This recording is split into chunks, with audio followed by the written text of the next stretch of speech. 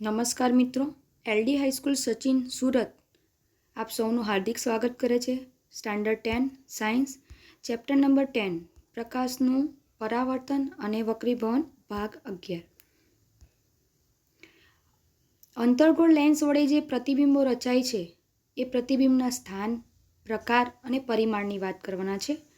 જો અનંત અંતરે રહેલી વસ્તુ હોય તો એનું પ્રતિબિંબ કેવું મળે? તો લેન્સની વસ્તુ તરફની બાજુએ મુખ્ય કેન્દ્ર F1 પર મળે છે અને પ્રતિબિંબનો પ્રકાર એ આભાસી અને ચત્તું મળે છે. પરિમાણ એટલે કે સાઇઝ વસ્તુ કરતાં અત્યંત નાનું એટલે કે બિંદુવત પ્રાપ્ત થાય છે.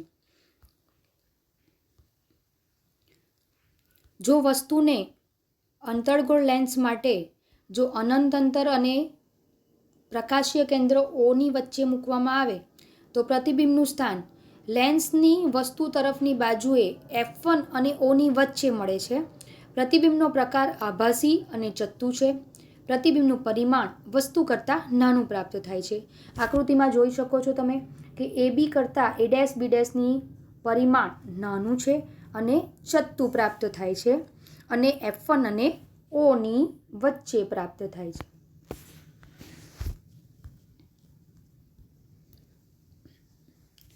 ટૂંકમાં એવું કહી શકાય કે અંતર્ગોળ લેન્સથી જે પ્રતિબિંબ મળે છે એ પ્રતિબિંબના પ્રકાર આભાસી અને ચત્તું હોય છે અને પ્રતિબિંબ હંમેશા નાના જ મળે છે.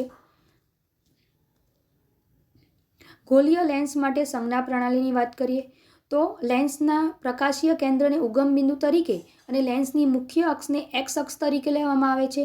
Y અક્ષ એ પ્રકાશીય કેન્દ્રમાંથી પસાર થતું હોય છે. હંમેશા લેન્સની ડાબી બાજુએ વસ્તુને મૂકવામાં આવે છે એટલે કે વસ્તુમાંથી આવતા પ્રકાશના કિરણ લેન્સ પર ડાબી બાજુએ આપાત થાય છે. બધા જ અંતરો લેન્સના પ્રકાશીય કેન્દ્રથી મુખ્ય અક્ષને સમાંતર માપવામાં આવે છે. આપાત કિરણની દિશામાં માપવામાં આવતા અંતરો ધન અને આપાત કિરણની વિરુદ્ધ દિશામાં આપવામાં આવતા અંતરો ઋણ લેવામાં આવે છે. લેન્સના મુખ્ય અક્ષને લંબરૂપે ઉપરની તરફ માપેલ ઊંચાઈ ધન અને મુખ્ય અક્ષને લંબરૂપે નીચે તરફ માપેલ ઊંચાઈ ઋણ લેવામાં આવે છે.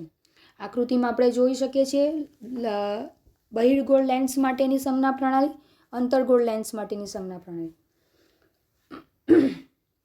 બહિર્ગોળ લેન્સ માટે વસ્તુ અંતર માઇનસ લેવામાં આવે છે, -u. વાસ્તવિક પ્રતિબિંબ માટે પ્રતિબિંબ અંતર +v, કેન્દ્ર લંબાઈ +f, વસ્તુ ઊંચાઈ +h અને પ્રતિબિંબ ઊંચાઈ -h' લેવામાં આવે છે.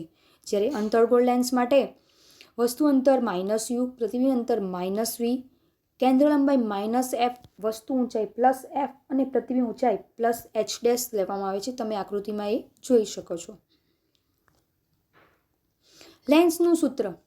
પાતળા અને નાના મુખવાળા લેન્સ માટે વસ્તુ અંતર u અને પ્રતિબિંબ અંતર v અને કેન્દ્ર લંબાઈ વચ્ચેનો સંબંધ દર્શાવતું સૂત્ર એને લેન્સનું સૂત્ર કહેવામાં આવે છે. લેન્સનું સૂત્ર 1/v - 1/u = 1/f. લેન્સ દ્વારા મળતી મોટવણી.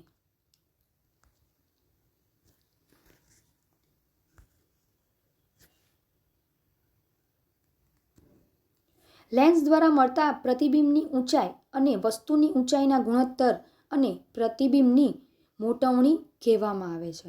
તેને m વડે દર્શાવવામાં આવે છે. જો વસ્તુની ઊંચાઈ h હોય અને લેન્સ વડે મળતા પ્રતિબિંબની ઊંચાઈ h' હોય તો લેન્સ દ્વારા મળતી મોટવણી m = h'/h વડે દર્શાવવામાં આવે છે. લેન્સની મોટવણી એ વસ્તુ અંતર u અને પ્રતિબિંબ અંતર v સાથે પણ સંબંધ ધરાવે છે. m = h'/h = v/u વડે દર્શાવવામાં આવે છે. લેન્સનો પાવર. લેન્સની કેન્દ્ર લંબાઈ f વ્યસ્તને લેન્સનો પાવર P કહેવામાં આવે છે. બહિર્ગોળ લેન્સના મુખ્ય અક્ષને સમાંતર આપાત થતા પ્રકાશના કિરણો લેન્સ વડે વક્રીભવન પામી મુખ્ય કેન્દ્ર પર કેન્દ્રિત થાય છે. અંતર્ગોળ લેન્સના મુખ્ય અક્ષને સમાંતર આપાત થતા પ્રકાશના કિરણો લેન્સ વડે વક્રીભવન પામી મુખ્ય કેન્દ્ર F1 માંથી વિકેન્દ્રિત થતા હોય તેવો ભાસ થાય છે. લેન્સની પ્રકાશના કિરણોને કેન્દ્રિત અથવા તો વિકેન્દ્રિત કરવાની ક્ષમતા તેની કેન્દ્ર લંબાઈ પર આધાર રાખે છે. લેન્સની કેન્દ્ર લંબાઈ જેમ ઓછી તેમ પ્રકાશના કિરણો કેન્દ્રિત કે વિકેન્દ્રિત કરવાની ક્ષમતા વધારે. લેન્સની પ્રકાશના સમાંતર કિરણોને કેન્દ્રિત અને વિકેન્દ્રિત કરવાની ક્ષમતા લેન્સના પાવર સ્વરૂપે રજૂ કરવામાં આવે છે. તેથી લેન્સના પાવરની વ્યાખ્યા એ તેની કેન્દ્ર લંબાઈના વ્યસ્ત વડે આપવામાં આવે છે. લેન્સનો પાવર P = 1/f. લેન્સના પાવરનો SI એકમ ડાયોપ્ટર છે. તેને D વડે દર્શાવવામાં આવે છે. જો કેન્દ્ર લંબાઈ f મીટરમાં હોય તો 1D = 1 મીટર. 1 ડાયોપ્ટર એટલે કે 1 મીટર કેન્દ્ર લંબાઈવાળા લેન્સનો પાવર. નવી કાર્તેઝીય સંજ્ઞા પ્રણાલી અનુસાર બહિર્ગોળ લેન્સનો પાવર ધન અને અંતર્ગોળ લેન્સનો પાવર ઋણ લેવામાં આવે છે. ઓપ્ટિશિયન અથવા તો આંખના ડૉક્ટર આંખ તપાસી ચશ્માના નંબર જે નંબર પ્રિસ્ક્રિપ્શનમાં લખી આપે છે તે હકીકતમાં શુદ્ધ કારક લેન્સનો પાવર જ છે. ચશ્માના કાચ અથવા તો લેન્સનો પાવર P = +2D છે. એનો અર્થ f = 1/p = 0.5 મીટર કેન્દ્ર લંબાઈ. ચશ્માના કાચ અથવા લેન્સનો પાવર P = -2.5D છે. એનો અર્થ f = 1/p = -0.4 મીટર કેન્દ્ર લંબાઈ. લેન્સનો પાવર માપવા માટે વપરાતા સાધનને ડાયોપ્ટ મીટર કહેવામાં આવે છે. Thank you.